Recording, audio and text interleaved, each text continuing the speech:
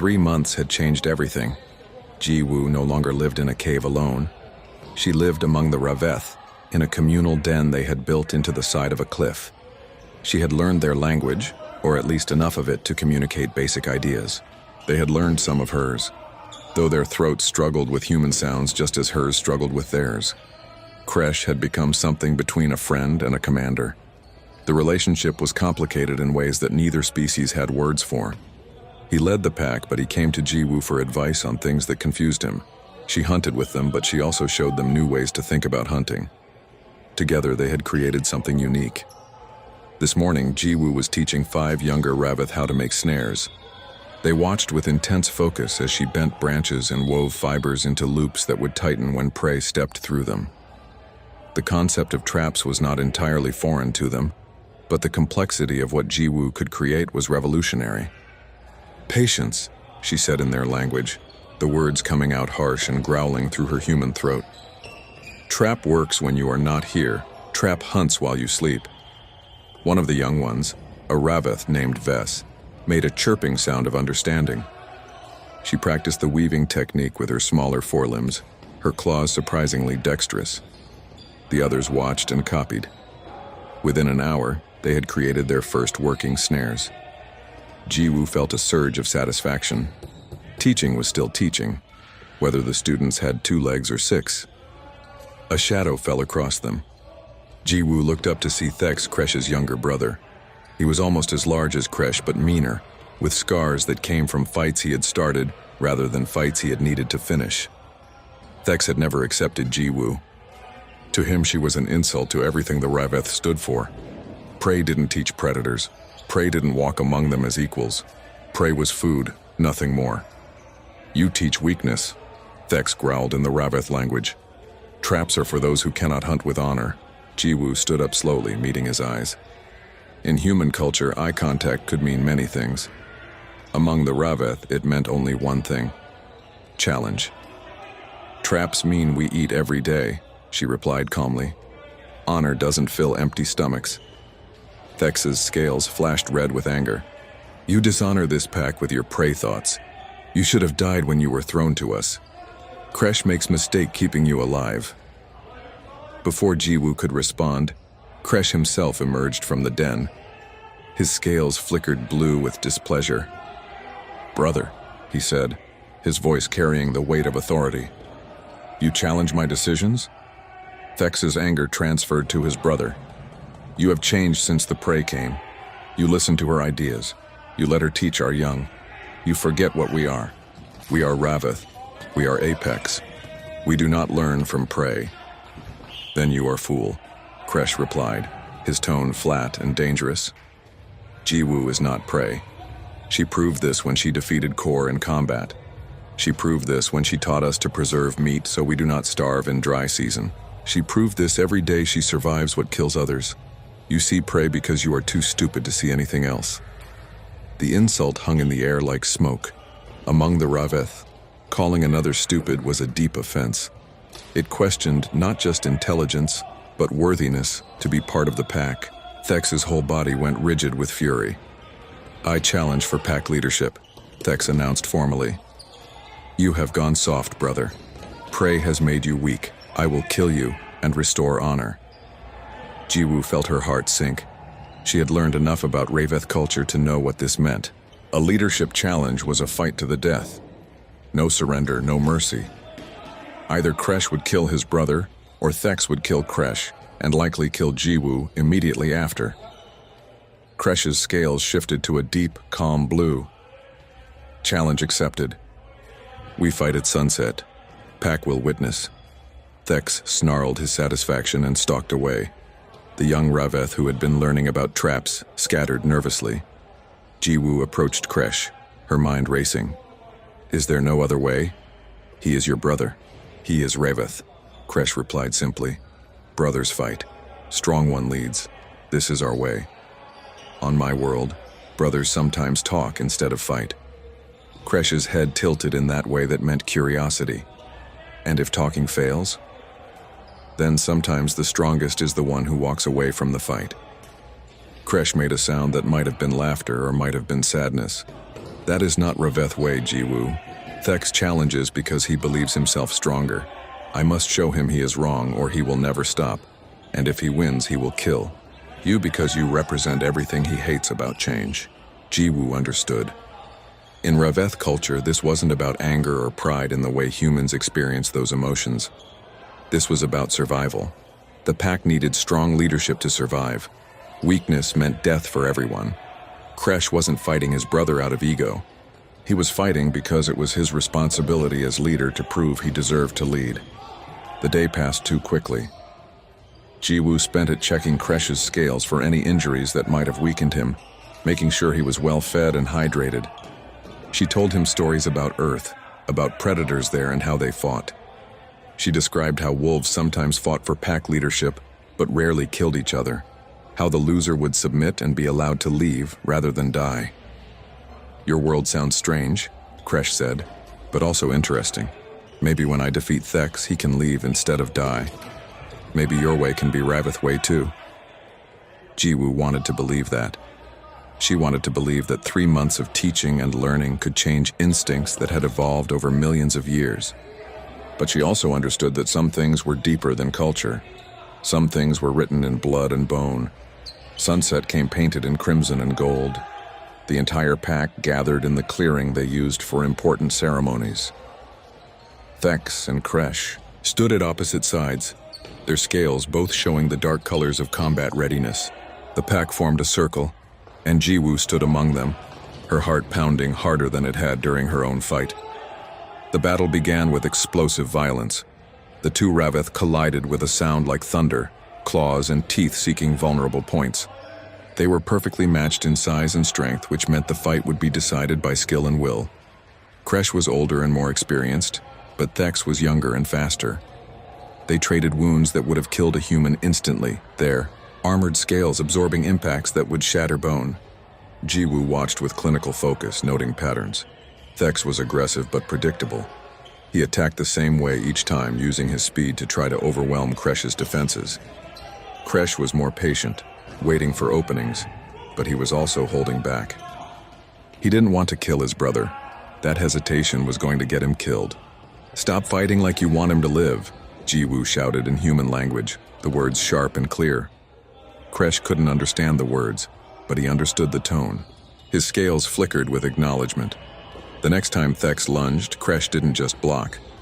He countered with a technique Jiwoo had taught him, using his opponent's momentum against him. It was a human fighting concept, one that the Raveth had never developed because they had never needed to. Thex went tumbling, surprised and off balance. Kresh was on him instantly, pinning him to the ground with claws at his throat. The pack went silent. This was the moment. The killing blow. The end of the challenge. Kresh's claws pressed against his brother's scales right over the vulnerable joint where neck met shoulder. One push and Thex would bleed out in seconds. Kresh looked at Jiwoo. Their eyes met across the circle. She saw the question there. Your way or our way? Change or tradition? Jiwoo held his gaze and slowly shook her head. Not a command, not a plea. Just a statement. There is another choice. Kresh looked back down at his brother. You lose, he said clearly. You can die with honor, or you can live with shame and leave pack. Choose. Thex's eyes were wide with shock. This had never been offered before. Death or exile were the only options for a failed challenge, and exile was considered worse than death. But living was still living. Breathing was still breathing. After a long moment, Thex made a small sound of submission. Kresh released him and stepped back. You have 1 day to leave pack territory. If I see you again, I will kill you. This is mercy, brother. Do not make me regret it. Thex pulled himself to his feet. His scales showing colors Jiwoo had learned meant humiliation and confusion. He looked at Jiwoo with something between hatred and wonder, then limped away into the jungle. The pack watched him go in silence. When Thex had disappeared into the shadows, Kresh turned to address the pack. Jiwoo teaches us new ways, he announced. Not all new ways are good. Not all old ways are good. We keep what makes us strong. We change what makes us weak. This is wisdom. This is how pack survives. The pack made sounds of agreement. Not all of them. Some still looked uncertain, but enough agreed to make it matter. Change had come to the Raveth, and they had chosen to accept it. That night, Jiwoo sat with Kresh outside the den, looking up at the stars. "You took a risk today," she said quietly. "Yes," Kresh agreed. "But you take risk every day, being here, being different, teaching us. If you can be brave, I can be brave too." Jiwoo smiled. In orbit above them, the Velkari watched and wondered what they had created. They had thrown a human to the predators expecting entertainment. Instead, they had created something far more dangerous. They had given the Raveth a teacher. The transport ship smelled like fear and metal. Jiwoo sat with her hands chained in front of her, watching the other prisoners through the dim blue light. Most of them were aliens she had never seen before. They made strange sounds and leaked fluids she didn't understand. Some had too many eyes. Others had no eyes at all. But they all knew where they were going, and they were all terrified. Jiwoo was not terrified. She was angry. 3 weeks ago, the Velkari had come to New Busan colony demanding tribute. They wanted children, young ones who could be trained as servants for their empire. The colony administrator had actually considered it. He had called a meeting. He had talked about survival and difficult choices. Jiwoo had listened to him speak for exactly 4 minutes before she stood up and volunteered herself instead. The administrator had been relieved. The Velkari had been amused. They told her she would be going somewhere better than servant quarters. They told her she would go to Thresh 9, their special facility for dangerous individuals. They had laughed when they said it. Jiwoo had not asked questions. She had simply demanded they take her immediately and leave the colony alone. Now she was here, floating through space toward a moon she had never heard of, surrounded by creatures that the galaxy considered too dangerous to live. The Velkari guards barely looked at the prisoners. They didn't need to. Everyone here was already dead. They just didn't know when. The ship shuddered as it entered atmosphere. Jiwoo felt the heat through the hull. One of the alien prisoners began making a high-pitched wailing sound.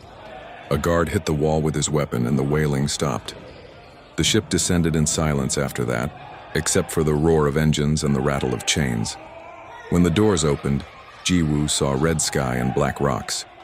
The air was hot and smelled like sulfur and something else. Something organic and rotten. A Velkari officer stood on a platform above the landing area.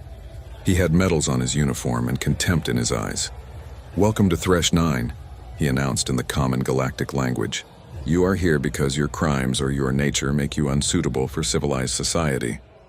This moon is home to the Raveth, the greatest predators in known space. They have never been tamed. They have never been defeated. They will hunt you. They will kill you. They will eat you. This is your sentence. This is your end." He gestured, and guards began removing prisoners from the ship one by one. They were pushed toward a large gate built into the rock. Through the gate, Jiwoo could see dense vegetation and shadows that moved wrong. Each prisoner was released from their chains just before being shoved through. Most ran, some froze. It didn't seem to matter which they chose. When Jiwoo's turn came, the guard removing her chains paused. He looked at her with something like curiosity. "Human," he said, "from the Deathworld. I have heard stories about your kind. Then you know what we do to things that hunt us," Jiwoo replied calmly. The guard laughed. "The Raveth have killed stronger than you. You will last perhaps a day." He removed the last chain and pushed her toward the gate. "Goodbye, Deathworlder." Jiwoo walked through the gate without looking back. Behind her, she heard it slam shut with a finality that would have frightened someone else. She was not someone else. She was from Earth, where everything was dangerous and survival was the only law that mattered. The jungle was thick and hot. The plants were purple and black with thorns that looked sharp enough to cut bone. The ground was uneven, covered in roots that grabbed at her feet. Above her, something screeched. It was not a bird sound. It was too intelligent for that. Too purposeful. Jiwoo started walking.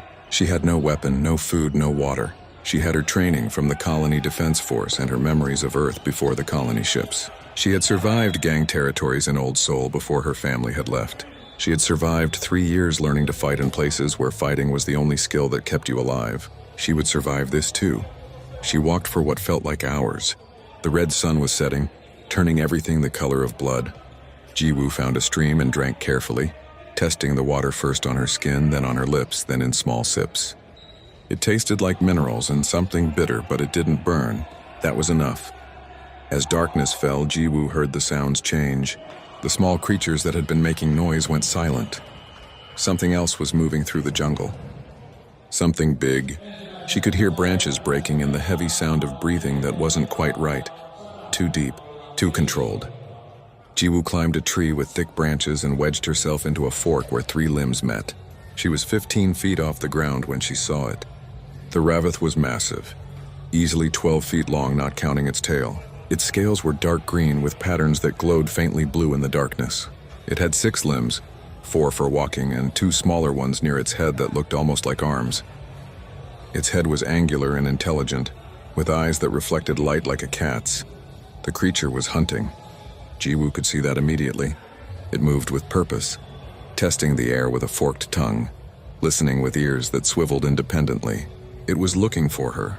The Valkyrie must have given it her scent somehow. The Raveth stopped beneath her tree, its head tilted upward. For a moment, their eyes met. Ji-woo saw intelligence there.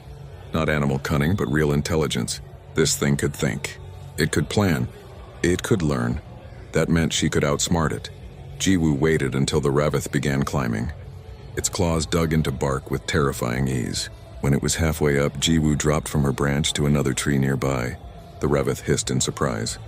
By the time it redirected, Ji-woo was already moving again, using the canopy like a highway, going from tree to tree in a direction the creature couldn't follow easily. She led it on a chase that lasted an hour. Every time it got close, she changed direction or elevation. She used her size advantage. She was smaller and lighter, able to use branches that couldn't support the Raveth's weight. She was patient where the creature was aggressive. She was calm where it was getting frustrated. Finally, Ji-woo found what she was looking for. A clearing with a dead tree that had fallen across a ravine. The tree was rotten and wouldn't support much weight. She crossed it carefully and waited on the other side.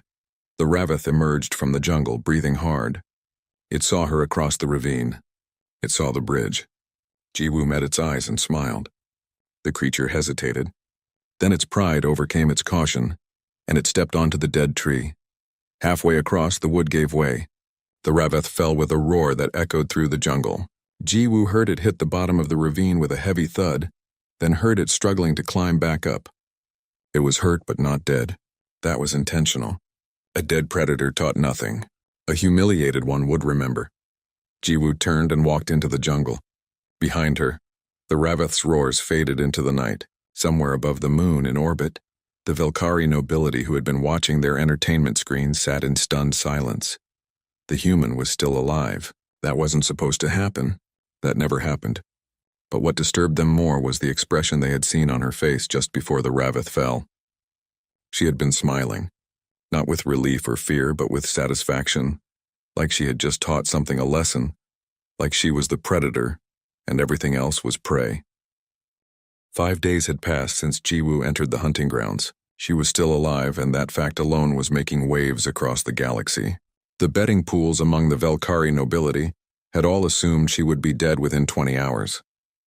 Now they were losing money and worse, losing face. Ji-woo didn't know about the betting pools. She didn't care. She was busy surviving, and survival on Thresh 9 required constant attention. Every plant could kill you. Every water source needed testing. Every shadow might hide something with teeth. But Ji-woo had grown up on Earth, where evolution had spent millions of years creating things that wanted to kill humans. This was just a different version of the same game. She had made tools on the second day. A cutting blade from a sharp rock wedged into a split stick. A spear from a straight branch with the end fire-hardened and sharpened. She had made traps on the third day. Simple snares that caught small animals she could cook over carefully hidden fires. By the 4th day, she had found a cave that went deep enough to provide shelter, but had 2 exits in case something large came through the front. On the 5th day, she wasn't alone anymore. Ji-woo had gone to check her traps at dawn when she felt the sensation of being watched. Not by one creature, but by many. She continued her routine, pretending she noticed nothing, while her eyes scanned the jungle shadows. There, and there, And there, she counted 7 distinct positions, each one occupied by a raveth. They were surrounding her in a loose circle, cutting off escape routes with military precision. These weren't the mindless beasts the Velkari had described. These were soldiers, hunters who worked as a unit. Jiwoo stood up slowly, leaving her spear on the ground. If they wanted her dead, she would already be dead. This was something else. She spread her hands to show they were empty and waited. The raveth emerged from the shadows one by one, forming a semicircle around her. They were all massive, but one was larger than the others. Its scales were darker, almost black, with blue patterns that pulsed slowly like a heartbeat. This one wore scars like medals, and it moved with the absolute confidence of something that had never lost a fight. The large raveth approached to within 10 feet and stopped. Its eyes studied Jiwoo with disturbing intelligence. Then it made a sound that wasn't quite a growl or a roar. It was structured, purposeful. A word in a language Jiwoo didn't understand. Jiwoo did the only thing she could think of. She repeated the sound back as closely as possible. Her human throat couldn't make it exactly right, but it was close enough. The raveth's eyes widened slightly. The other creatures shifted, making small sounds among themselves. The large one made another sound. This one more complex, like a sentence. Jiwoo tried to repeat it, but failed. She didn't have the right vocal structure. Frustrated, she dropped to one knee and used her finger to draw in the dirt, a stick figure of herself, then a larger figure with 4 legs and a tail. A raveth. She pointed to the drawing, then to the creature in front of her, then back to the drawing. The large raveth leaned forward, studying the crude pictures. Its tongue flicked out, tasting the air.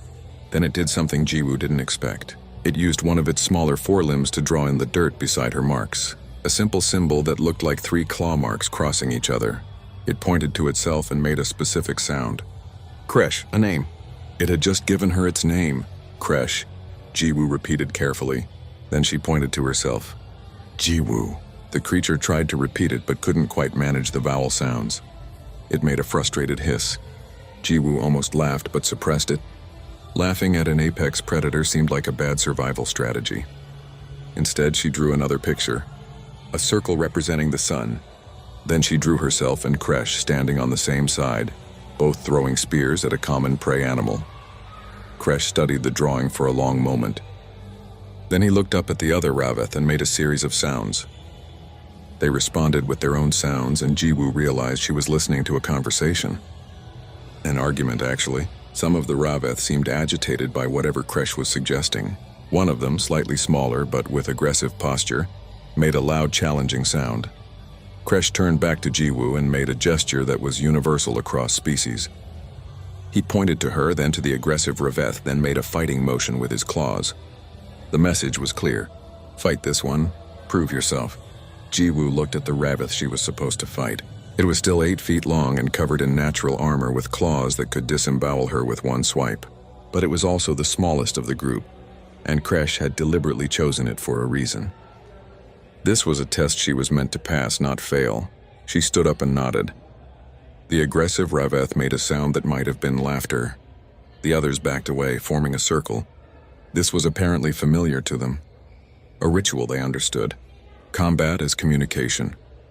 The fight began when the raveth lunged. Jiwoo had been expecting speed, but not that much speed.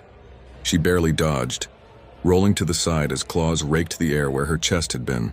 The raveth pivoted with disturbing agility and lunged again. This time, Jiwoo was ready. She didn't try to block or match strength.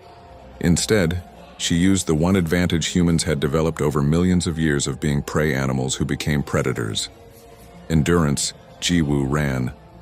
Not away, but in circles using the arena the raveth had created. The creature chased her, snapping and clawing, always just missing. Jiwoo could see its confusion growing. In its experience, prey either fought back and died quickly or ran away and died tired. Prey didn't run in patterns. Prey didn't make the predator waste energy. After 5 minutes, the raveth was breathing hard. After 10, it was noticeably slower. Jiwoo had barely broken a sweat. Humans could run for hours when necessary. Humans had hunted prey by chasing it until it collapsed from exhaustion. Every human was a marathon hunter, bred for the long game. When the raveth stumbled, Jiwoo struck. She had picked up a heavy stick during one of her passes around the circle. Now she swung it hard into the creature's foreleg joint. The raveth roared in pain and fury, but its leg buckled. Jiwoo hit it again, this time in the side of its head. The creature went down hard, dazed and confused. Jiwoo stood over it with her stick raised. She could finish it. One good hit to the head while it was down, and the fight was over. The watching Raveth had gone completely silent, waiting to see what she would do. In their society, defeated enemies died. That was the rule. That was honor. Jiwoo threw the stick away. She stepped back from the fallen Raveth and held out her hand toward it, palm down, the way she might offer help to a human. The gesture meant nothing to them, but the meaning was clear enough. I could have killed you. I chose not to. You live because I allow it. The defeated Raveth stared at her with eyes that showed confusion, then something else. Respect, maybe, or the beginning of it. It slowly pulled itself to its feet and limped back to the circle, its head lowered. Kresh approached Jiwoo again. This time there was something different in his posture, something that looked almost like approval. He made a sound, and one of the other Raveth dragged a carcass forward. Fresh meat from something that looked like a scaled deer. They had been hunting before they found her. Kresh gestured to the meat, then to Jiwoo. An invitation. Eat with us. Jiwoo's stomach had been empty for too long to refuse. She approached the carcass and used her stone knife to cut a piece of meat. The Raveth watched carefully as she ate. Their eyes followed every movement.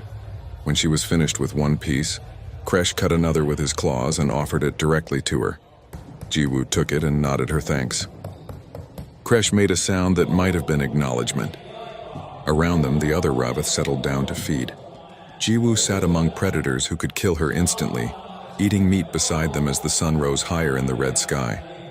In orbit, the Velkari who had been watching sat in stunned silence. The feed from their surveillance drones showed something that shouldn't exist. A human. A prey species from a forbidden world sitting peacefully among the Raveth. The greatest predators in known space had just accepted her into their pack. The Velkari didn't understand what they were seeing. They didn't understand that humans had spent their entire evolution learning to turn predators into partners, wolves into dogs, wildcats into companions, horses into allies. Humans didn't conquer through strength alone. They conquered through something far more dangerous. They made friends. The message reached the Velkari Empire 6 months after Jiwoo had been thrown to Thresh 9. It was a simple report from a supply ship captain who had made an unauthorized flyover of the moon's surface. What he reported should have been impossible. The Raveth had built structures, not dens or nests, but actual buildings, walls made from stacked stones, roofs woven from branches, storage areas for preserved food, training grounds where young Raveth practiced with weapons that looked disturbingly like human design. And in the center of it all, a human woman who moved among apex predators like she belonged there. The Empire's response was immediate. This was not just embarrassing. This was dangerous. If word spread that a prey species could survive and even thrive on Thresh 9, if other enslaved races learned that humans could teach predators new ways of thinking, the entire power structure of the Empire could collapse. Fear was their weapon, and Jiwoo had turned that weapon into a joke. Commander Taemin received his orders directly from the Imperial Council. Take a military force to Thresh 9, eliminate the human. Eliminate every Raveth that had been contaminated by her influence. Sterilize the moon if necessary. Make an example that would echo across the galaxy. Taemin was known for his efficiency and his cruelty in equal measure.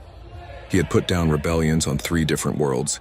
He had once ordered an entire city burned because one person had insulted the Empire. He would not fail here. He brought 400 soldiers, 20 armored vehicles, and enough firepower to level a city. The landing ships descended on Thresh 9 in tight formation, their engines screaming across the red sky.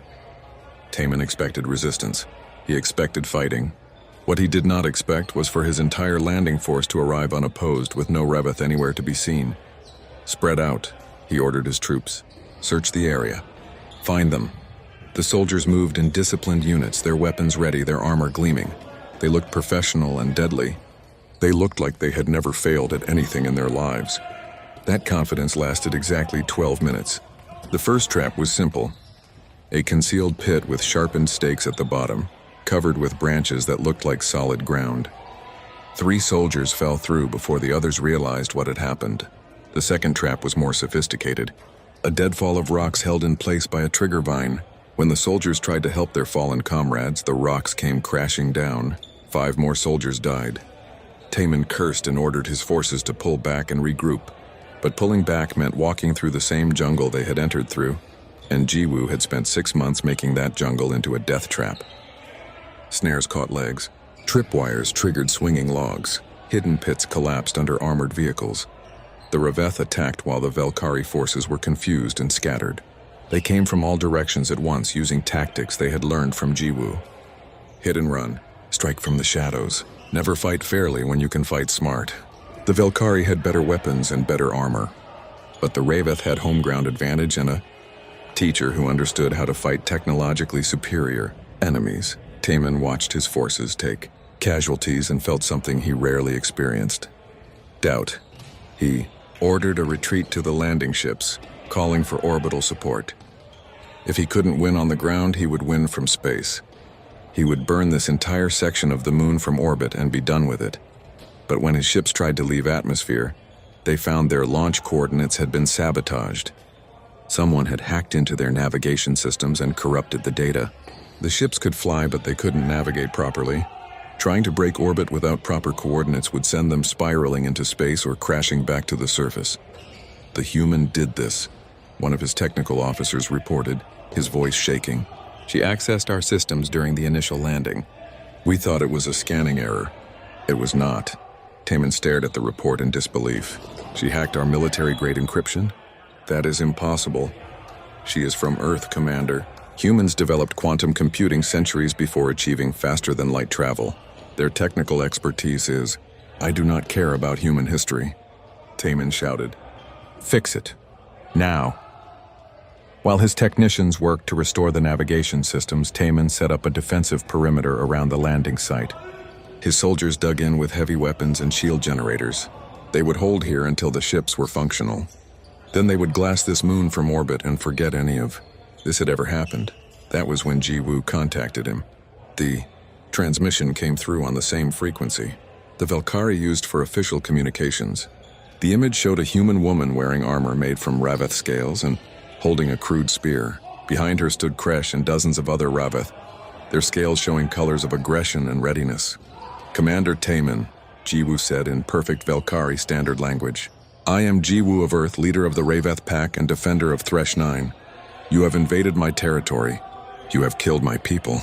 This is your one chance to leave peacefully. Taman laughed. You think you can dictate terms to the Empire? You are a criminal who was sentenced to death. You are already dead. You just have not stopped breathing yet. I was thrown away to die, Jiwoo agreed. But I did not die. I survived. I thrived. I built something new here. And now you are threatening to destroy it because it frightens you. Not because we have harmed anyone. Not because we have broken any laws. But because we exist and our existence challenges your power. Your existence is the crime, Taman replied coldly. The Raveth are weapons. You have turned them into something else. Something unpredictable that cannot be allowed. Jiwoo's expression hardened. Then we are at war, Commander. And war is something humans understand very well. The transmission ended. Taman ordered his forces to prepare for a major assault. Whatever the human and her beasts were planning, he would crush it with overwhelming force. He had 400 trained soldiers. She had animals and traps. The outcome was inevitable. The attack came at dawn. But it did not come from the Raveth. It came from every other predator species on Thresh 9. Jiwoo had spent 6 months learning to communicate not just with the Raveth, but with every intelligent species the Empire had dumped on this moon to die. The six-legged hunters called Krashik, the massive armored crawlers called Thudrak, the flying serpents called Skyreek. Species that had been natural enemies had been brought together by a human who understood that prey animals survived by cooperation, and predators could learn to do the same. They hit the Velkari defensive line from ground, air, and below the surface. The soldiers fought bravely, but they were fighting an entire ecosystem that had decided they were the invaders. Casualties mounted. Ammunition ran low.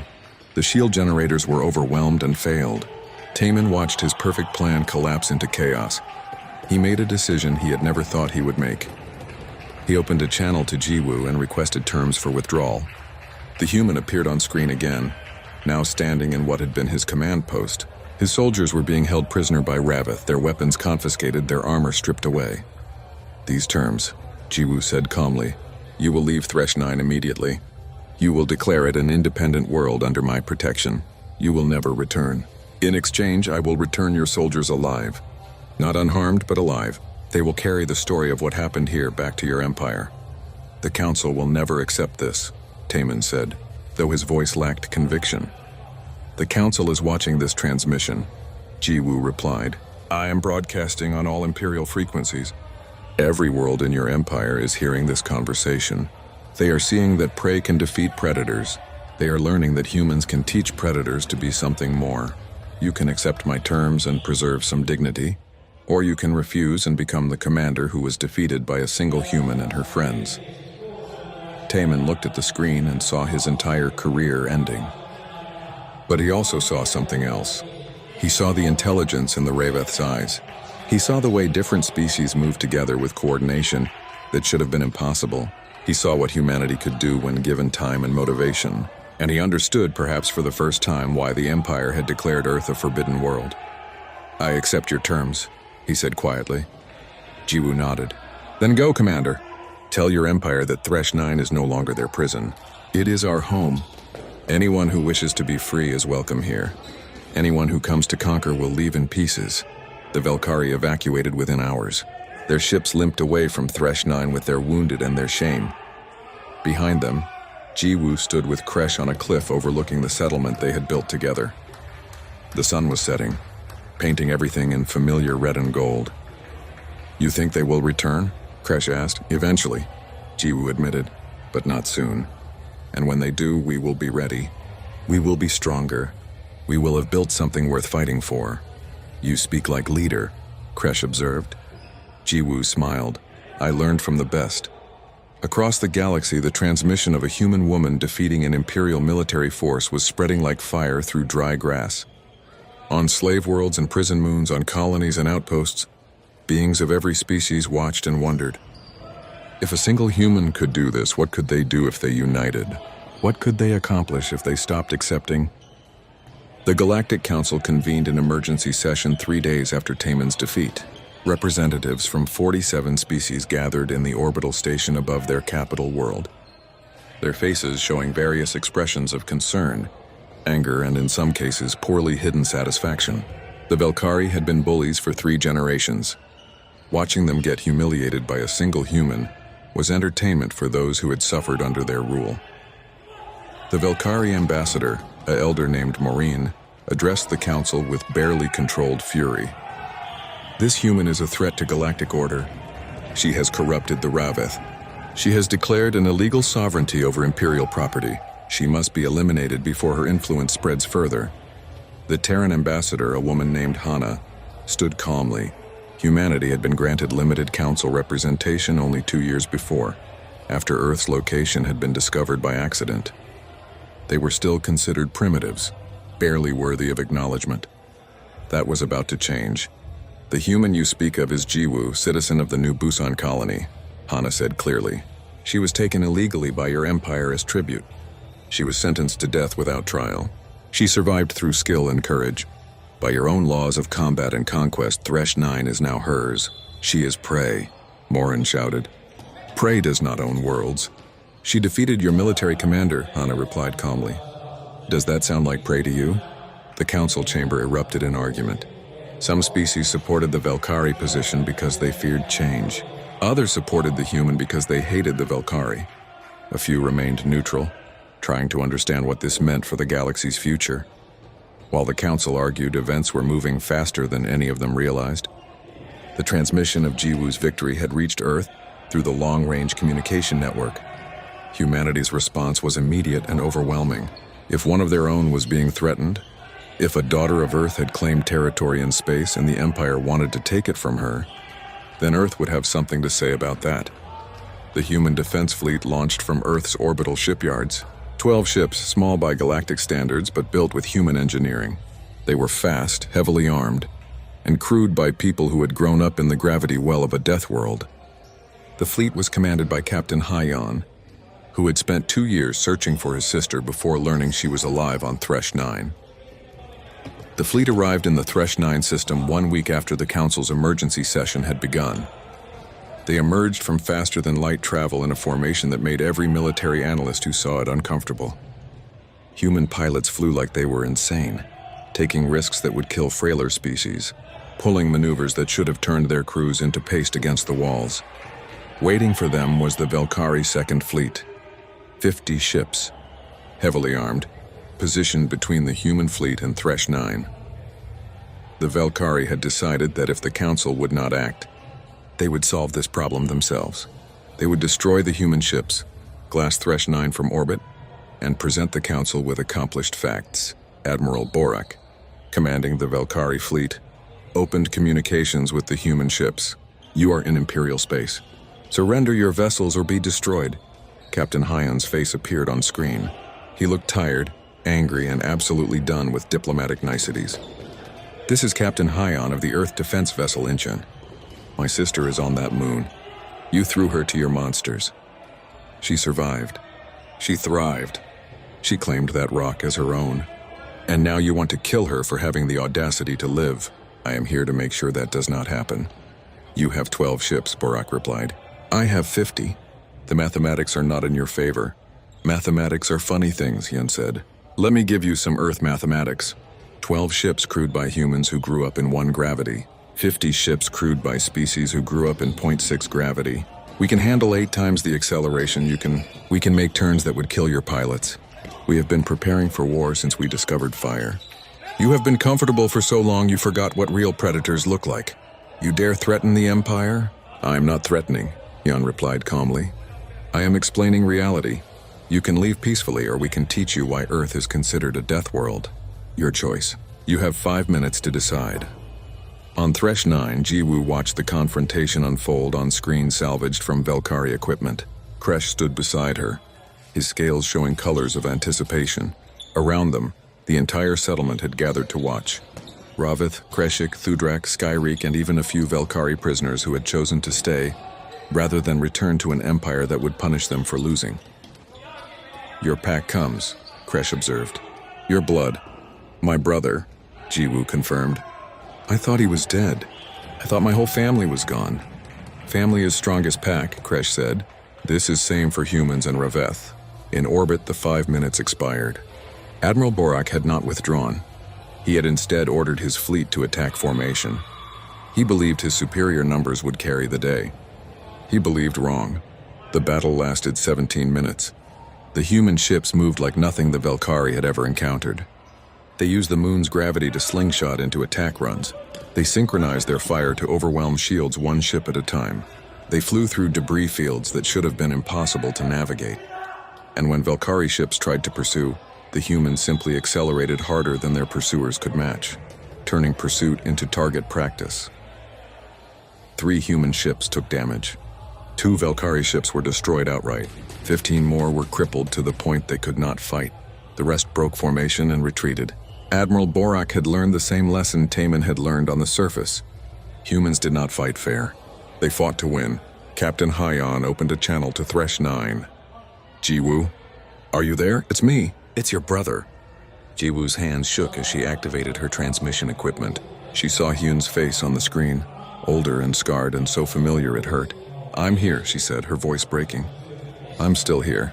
I know, Hyun replied, his own voice thick with emotion. I saw what you did. I saw what you built. I am so proud of you. You came for me. Of course I came for you. You are my sister. You think I would let aliens decide your fate? Jiwoo laughed through tears. Behind her, Kresh made a questioning sound. He had never seen Jiwoo cry before. She turned to him, still smiling through the tears. This is happiness, she explained. Humans cry when happy sometimes. It is strange, I know. Humans are strange, Kresh agreed. This is why we like you. The human fleet took up orbit around Thresh 9. Captain Hyun and a delegation landed on the surface in a shuttle. When the ramp lowered, Hyun stepped out into the red light of the alien sun and saw his sister waiting for him. She looked different, harder, scarred, but alive and strong and surrounded by creatures that should have killed her months ago. They embraced in the way of humans, with physical contact that most other species found uncomfortable. The Ravith watched curiously. Physical affection between pack members was usually limited to grooming and sleeping in proximity. This full-body contact seemed excessive, but then, humans were excessive about most things. "You look like you have been through a war," Hyun said, pulling back to look at his sister. "Several small ones," Jiwoo agreed. "It has been interesting." "Interesting," Hyun repeated. "You always did understate things." He looked past her at Kresh. "So this is the famous Ravith leader I have heard about in the reports." "This is Kresh," Jiwoo confirmed. "My friend. My partner in building this place. He is why I survived the first week." Hyun bowed slightly, the way humans showed respect to equals. Kresh returned the gesture with a lowering of his head. It was a small moment, but it represented something larger. Two apex predator species acknowledging each other as something other than prey or threat. Partners maybe. Allies possibly. Something new in a galaxy that had forgotten how to create new things. The Galactic Council reconvened after the battle. This time the Velkari ambassador did not shout. He made demands quietly, with the understanding that his position had weakened considerably. The council voted, and the result was closer than it should have been, but it passed. Thresh 9 was recognized as independent territory under joint human and Raveth governance. Jiwoo was granted the title of administrator, a fancy word that meant everyone acknowledged she was in charge, but nobody wanted to call her queen. She accepted the title with grace and made her first official act as administrator. She opened Thresh 9 to refugees. Any being who was fleeing oppression, any species that had been labeled as too dangerous or too difficult, any individual who wanted a fresh start in a place where strength was valued, but mercy was possible. They would be welcome. The refugees began arriving within weeks. First a trickle, then a flood. Not all of them could adapt to life on Thresh 9. It was still a harsh world, still dangerous, still demanding. But those who could adapt found something they had not expected to find. Purpose, community, a chance to be something more than what they had been labeled. 6 months after the battle in orbit, Jiwoo stood in the central square of what had become a real town. Buildings of stone and metal surrounded her, fields where they grew food from Earth and from a dozen other worlds, a school where young Ravith learned to read and write, and young humans learned to hunt and survive.